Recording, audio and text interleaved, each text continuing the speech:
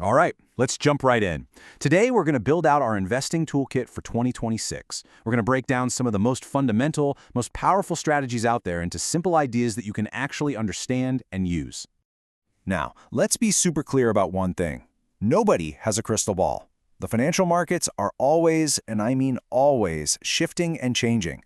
So, predicting the future with 100% certainty, that's impossible.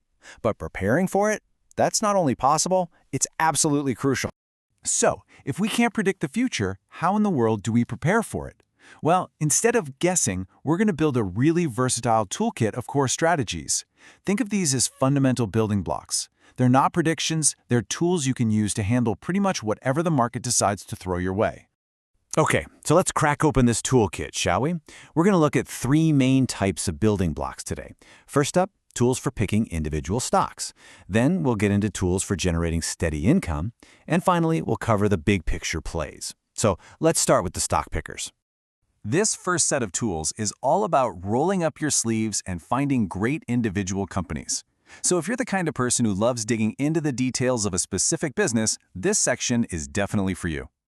Our first strategy is for the bargain hunter in all of us. You know the type, the person who walks into a store and makes a beeline for the clearance rack, always looking for that amazing find that everyone else overlooked. In the investing world, we call this value investing. The whole idea is to find companies whose stock price is trading for way less than what the company is actually worth on paper. Its assets, its book value. You're basically hunting for great companies that are on sale, just because they're a little out of fashion at the moment. Okay, next up is a totally different way of thinking. Forget bargains. This is about being a trend follower. It's about riding the wave. It's all based on that classic physics idea. An object in motion tends to stay in motion. This strategy is called price momentum, and it's beautifully simple. You just look at how a stock has performed over the last, say, 6 to 12 months. And the strategy is just this: buy the winners, the stocks that are already going up, and sell the losers. You're basically just hitching a ride on the market's own inertia. Now for our third stock picking tool. This one's built on a really simple visual idea I like to call the rubber band effect. Think about it. When you stretch a rubber band way out, what's the one thing it desperately wants to do? It wants to snap right back to where it started. Well, that's the core concept behind pairs trading. You find two stocks that almost always move together. Think of two giant competitors in the same business. Every once in a while, their prices will stretch apart, like that rubber band. One zigs when the other should have zagged. You bet on them snapping back together by buying the cheap one and selling the expensive one, and then you just wait for physics to take over. Okay, time to shift gears. This next set of tools isn't about trying to find the next home run stock. This is about generating consistent, reliable cash flow from the assets you already have. This is all about making your portfolio start working for you. Let's kick things off with a really cool way to think about this: becoming a stock landlord. I mean, if you own a house, you can live in it, sure, but you can also rent it out to bring in some extra income, right? Well, you can do the exact same thing with stocks. This strategy is called a covered call, and it's as simple as 1, 2, 3. Step 1, you own the house. That just means you have at least 100 shares of a stock. Step 2, you sign a lease. You do this by selling something called a call option, which just gives someone else the right to buy your stock at a higher price later. And step 3, you collect the rent. You get an immediate cash payment called a premium that's yours to keep no matter what happens next. Okay, but wait. How does getting a little rent money actually protect your investment? Well, that premium you collect is instant income. It acts like a small cushion. If the stock price stays flat or even dips a little bit, that cash you already have in your pocket helps offset the difference. It's a way to make money even when your stock isn't going up. All right, our next income strategy puts you in a different role. Now, you're the insurance seller. Think about how insurance companies make money. They collect payments or premiums from lots of people, and they're basically betting that a huge disaster isn't going to happen. You can do that in the market too. This is called capturing the volatility risk premium. Here's the secret sauce. Investors, as a group, are often terrified of a market crash, and because of that fear, they tend to overpay for insurance in the options market to protect themselves.